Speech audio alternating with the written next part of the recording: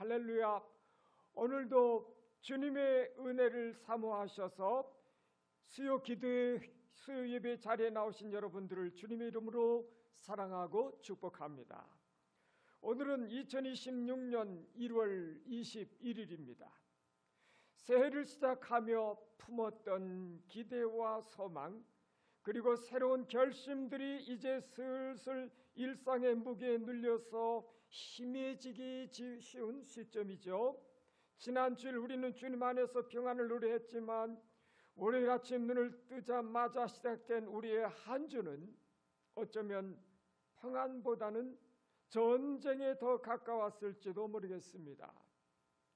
사랑하는 여러분, 오늘 우리의 삶은 종종 평안한 호수보다는 거친 파도가 휘몰아치는 바다와 같을 때가 많습니다. 겉으로는 아무 문제가 없어 보여도 우리의 내면에서는 끊임없는 갈등이 일어납니다. 먹고 사는 문제에 치열함이 있잖아요. 직장에서 벌어지는 보이지 않는 암투가 있을 수 있고, 가정 안에서 일어나는 미묘한 긴장과 감정의 소모전이 있을 수 있고요. 무엇보다 내 내면에서 일어나는 마음의 전쟁들까지 우리는 매일 매 순간 전투를 치르며 살아가고 있습니다. 인생은 전투요, 신앙은 전쟁입니다. 전쟁 같은 한 주를 보내며 지친 몸을 이끌고 이 자리에 앉으신 여러분의 마음속에 이런 질문이 혹시 있지는 않으신가 하는 거죠. 도대체 이 싸움은 언제 끝나는 것인가? 이런 마음이 들 때가 많죠. 하나님은 정말 이 혼란스러운 나의 상황을 보고 계시는가?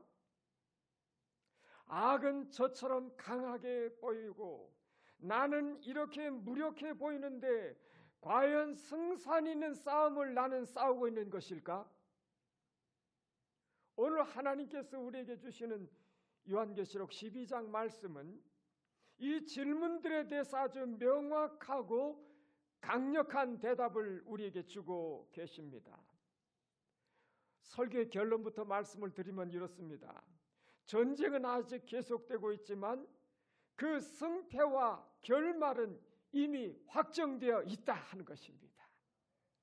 오늘 본문은 사도 요한이 본 환상 중에서도 가장 드라마틱하면서 영적 전쟁의 실체를 적나라하게 보여주고 있는 장면입니다. 이 말씀은 먼 미래에 일어날 공상과학 같은 이야기는 아닙니다. 바로 지금 2026년 대한민국을 살아가고 있는 저와 여러분의 영적 현실을 보여주고 있는 하나님의 시각인 것입니다. 이 말씀을 통해 우리의 현실을 재해석하고 다시 일어설 수 있는 힘을 얻는 시간 되시기를 축복합니다. 1절은 아주 장엄하게 시작되고 있어요. 하늘에 큰 이적이 보이니 해를 입은 한 여자가 있는데 그 발 아래에는 달이 있고 그 머리에는 12별의 관을 썼더라. 요한은 이것을 큰 이적, 헬라어로는요 메가세메이온이라고 표현하고 있어요.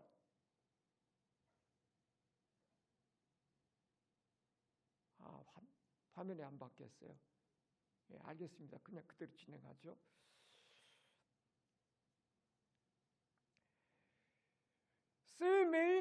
세메이온은 단순한 기적이 아니에요.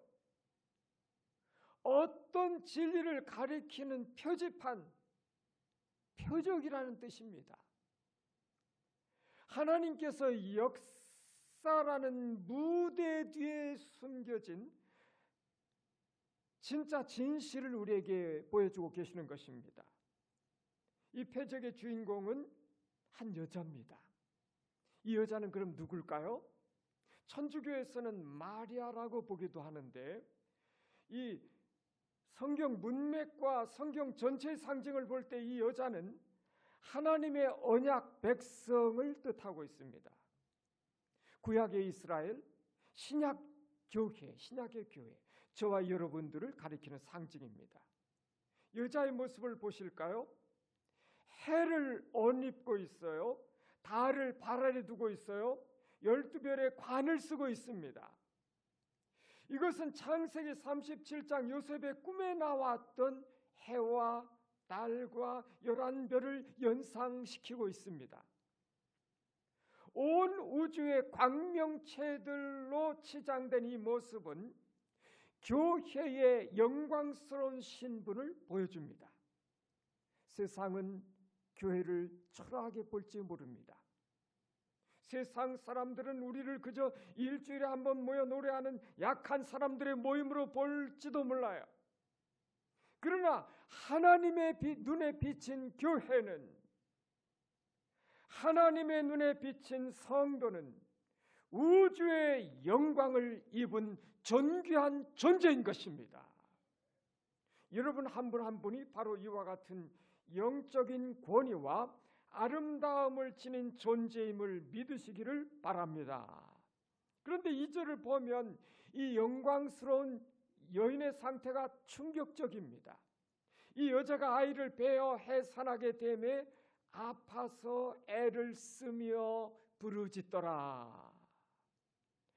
가장 영광스러운 모습으로 가장 극심한 고통을 겪고 있어요. 이것이 지상교회에 있는, 이 땅 위에 있는 교회의 패러독스의 역설이에요. 하나님의 자녀라고 하는 최고의 영화로운 신분을 가졌지만 동시에 이 땅에서는 해산의 고통을 겪으며 살아가고 있습니다. 영광과 고난, 고난과 영광. 왜 고통이 있나요? 생명을 잉태했기 때문에 그렇습니다. 이 여자가 겪는 고통은 병들어서 앓는 신임이 아니에요. 죽어가는 고통이 아닙니다. 새 생명을 낳기 위한 생산적인 고통이에요. 사랑하는 여러분, 우리가 신앙생활을 제대로 하려고 하면 반드시 아픔이 따라요. 나의 옛 자아가 죽어야 하는 고통이 있습니다. 세상의 가치관과 부딪혀야 하는 고통이 있어요.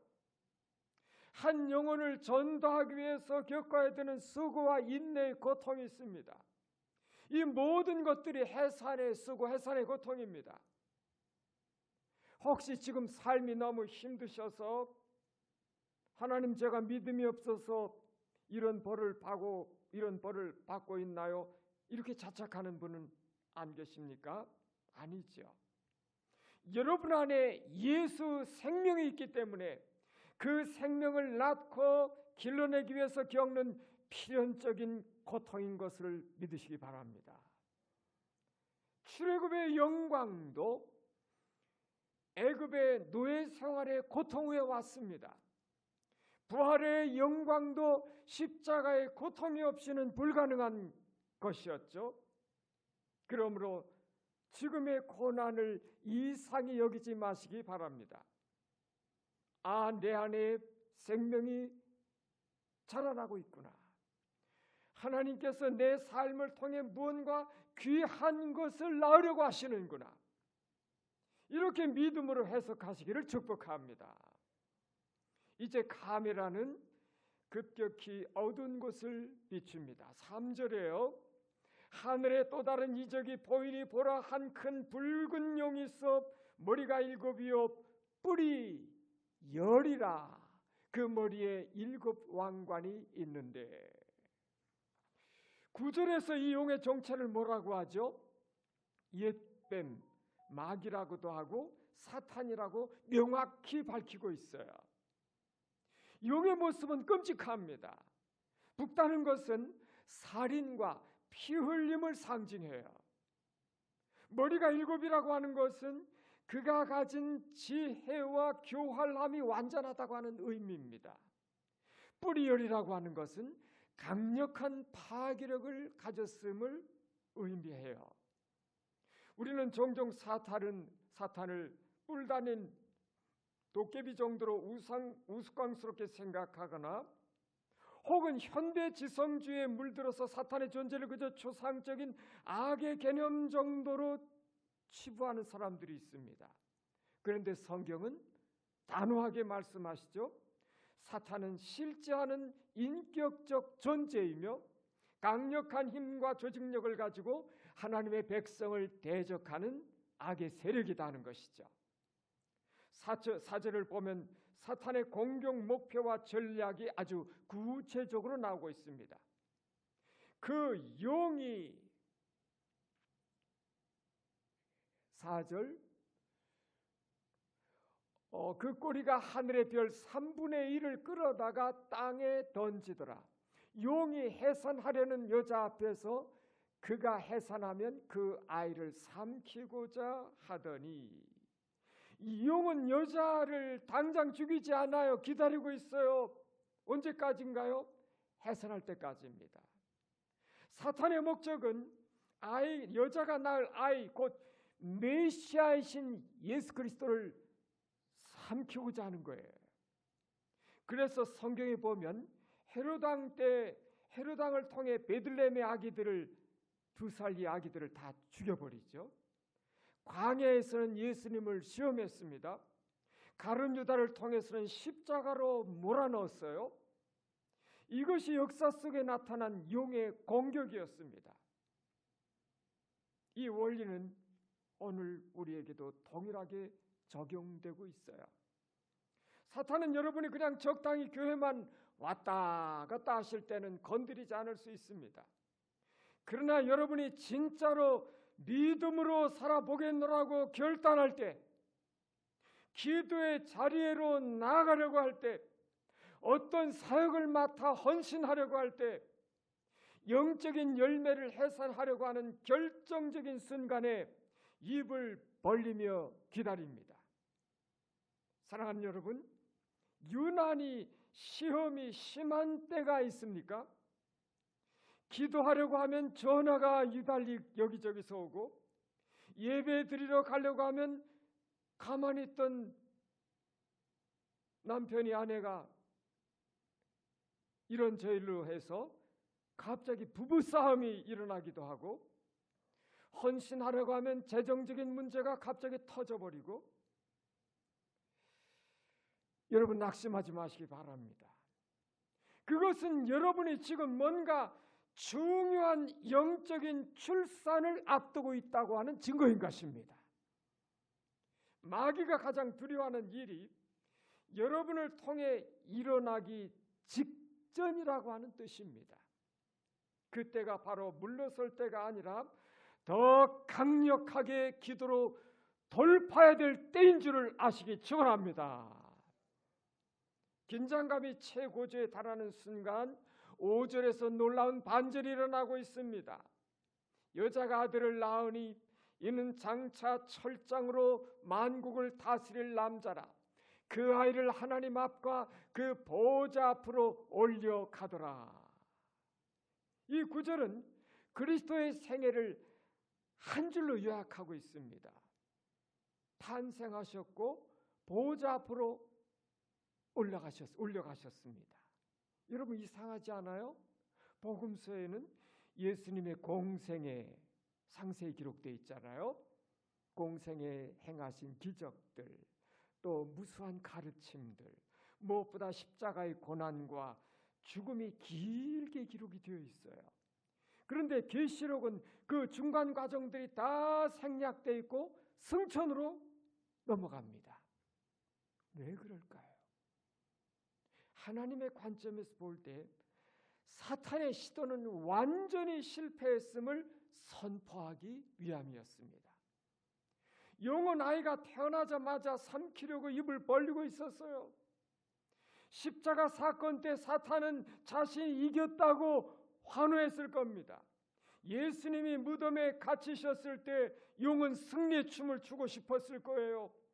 그러나 하나님은 성경대로 그 예수 그리스도를 다시 살리셨고요, 하늘 보좌 앞으로 올리셨습니다. 용은 닥쳤던 개같이 되었습니다. 그가 아무리 머리가 7이고 뿔이 10이어도 하나님의 구원 계획을 1초라도 지연시키지 못했습니다. 철장으로 만국을 통치하실 권세는 용에게 넘어간 것이 아니라 예수 그리스도의 것이 되었습니다. 사랑하는 여러분, 이것이 복음의 핵심인 것입니다. 우리가 싸우는 이 영적 전쟁은 우리가 열심히 싸워서 이겨야 비로소 승리가 결정되는 그런 전쟁이 아니다.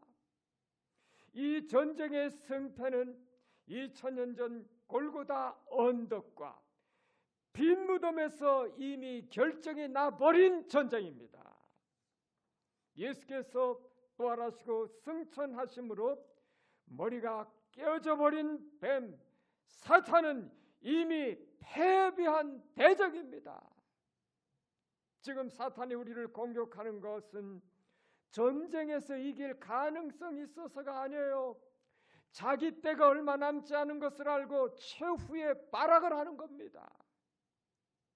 마치 축구 경기에서 스코어는 5대0으로 다 깨져버렸는데 경기 종료 휘슬이 울리기 전까지 거친 태클을 걸고 상대 선수를 다치게 하는 이 악한 선수들과 같은 겁니다.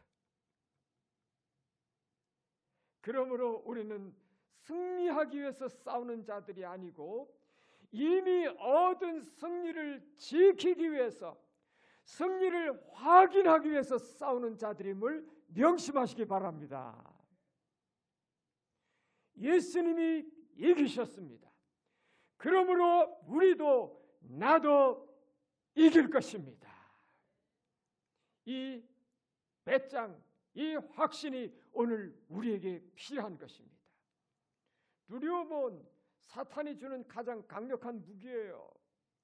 그러나 여러분, 이미 패배한 적을 두려워하지 마시기 바랍니다. 승리하신 주님을 바라보시기를 축원합니다. 성경 말씀 그대로 붙들면 돼요. 이 말씀 속에는 다 그대로 다 있잖아요. 원수의 최후까지 다 기록이 되어 있잖아요. 여기 승리하신 주님은 승천하셨습니다. 그렇다면 남겨진 우리는 어떻게 되나요? 6절을 보세요. 6절을 같이 한 음성으로 읽어보실까요? 시작. 그 여자가 광야로 도망하매 거기서 1260일 동안 그를 양육하기 위하여 하나님께서 예비하신 곳이 있더라. 아멘. 여자는 광야로 도망합니다. 여기서 우리는 중요한 영적인 원리를 발견하는데요. 보통 광야하면 어때요? 광야.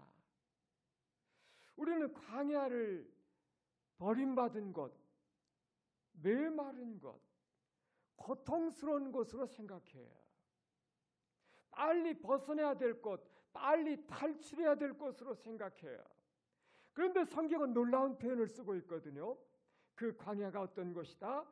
하나님께서 예비하신 곳이다 이거예요. 하나님의 뜻이 있는 곳이에요. 도망쳐서 어쩌다 보니까 도착한 곳이 광야 아니다 하는 것입니다. 하나님께서는 그곳에 성도를 위한 피난처를 예비해 두셨습니다. 세상의 눈으로 볼 때 광야는 결핍의 땅이에요. 돈도 없고 백도 없고 의지할 사람도 없는 곳입니다. 그러나 신앙의 눈으로 볼 때 광야는 어떤 곳? 하나님만 바라볼 수밖에 없는 은혜의 장소입니다.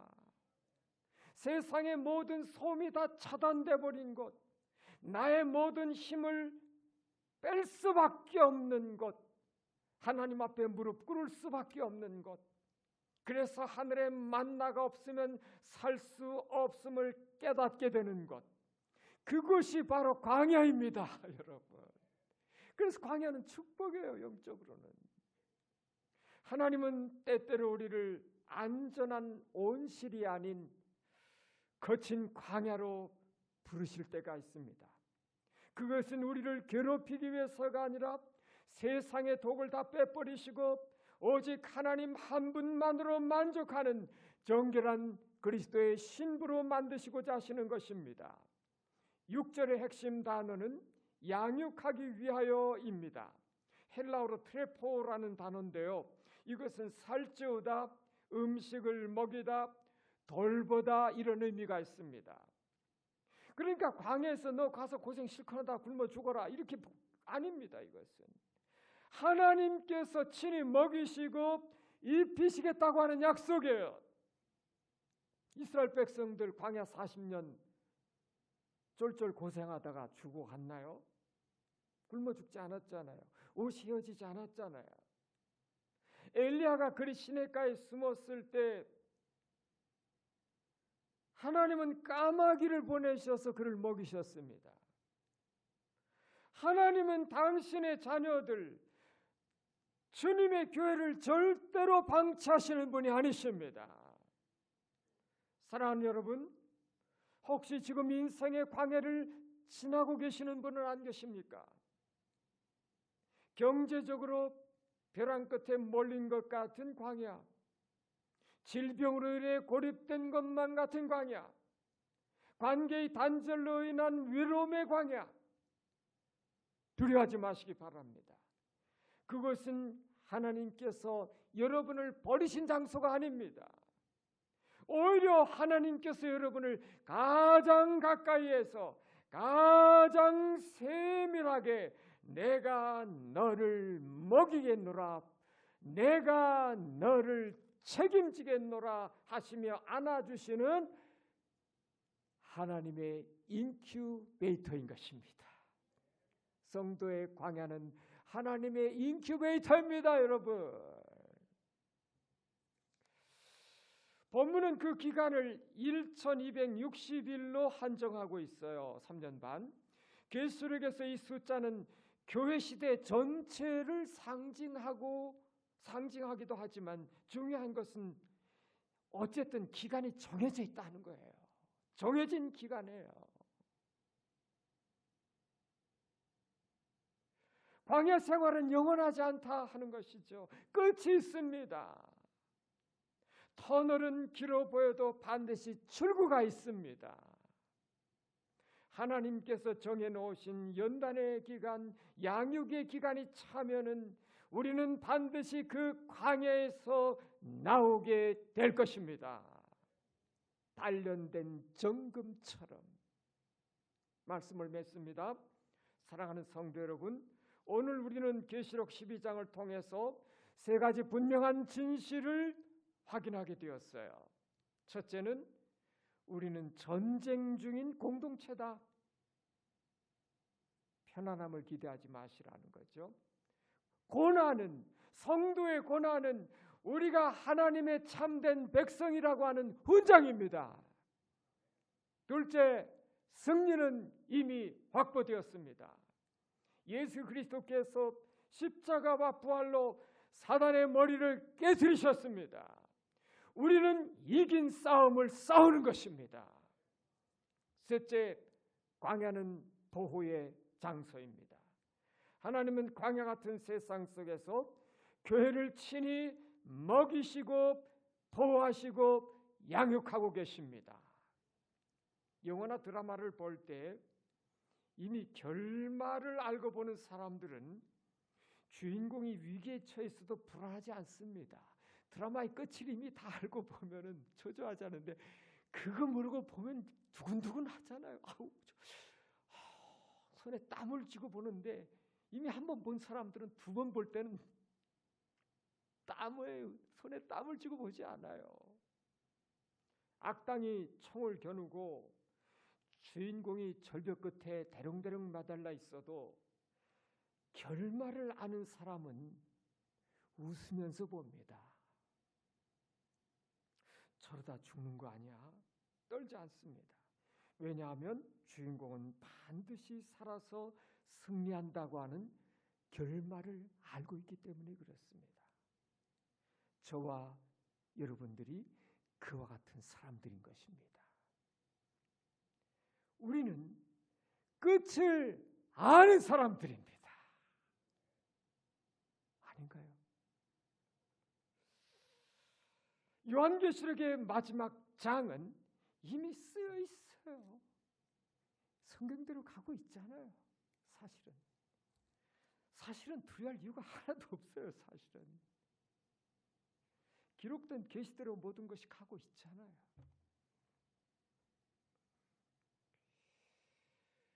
하나님의 백성이 승리하고 하나님의 교회가 승리하고 새하늘 새 땅에서 눈물을 수 있으며 주님을 찬양하는 해피엔딩이 교회와 그리스도의 교회와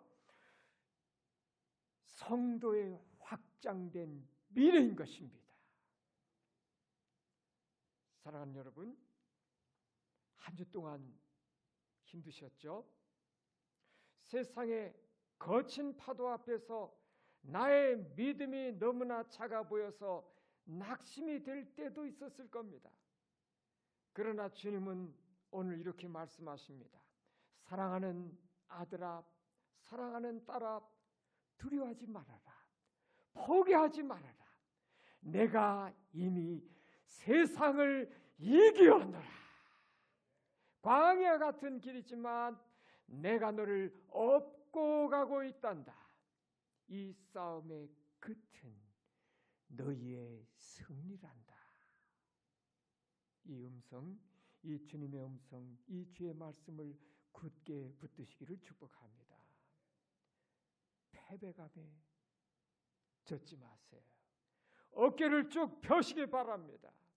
우리는 쫓겨다니는 패잔병이 아니라 승리를 향해 힘차게 전진해 가고 있는 십자가의 군병들입니다.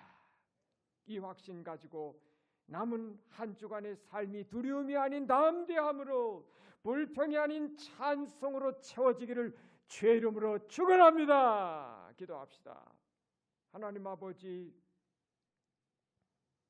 전쟁과 같은 삶 속에서 눈앞에 크고 작은 문제들만 보며 우리를 두렵게 하는